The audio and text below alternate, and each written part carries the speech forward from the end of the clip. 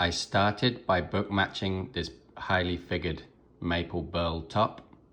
I then routed an entire layer off the body of my base, the same thickness as my new top.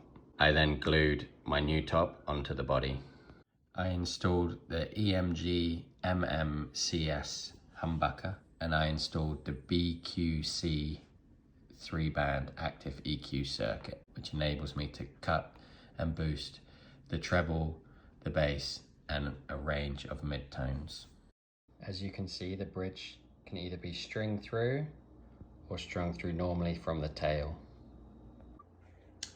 On the back, I freehand routed the control panel and a battery panel, and I made the two covers from the spare wood from the top. I made a thumb rest from the spare piece of top, and I tried to match the grain as best as possible. On the 12th fret, I carved a Kermode bear and filled it in with aluminium powder and epoxy.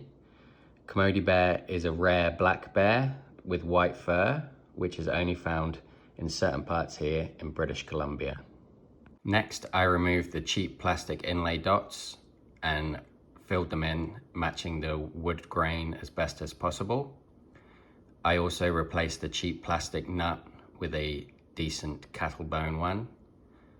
I then leveled the frets, rounded over the fret ends, and polished them. Finally, I burnt my logo onto the headstock. I finished the base with 5 coats of Crimson Guitars penetrating finishing oil, and finally polished it with some wax.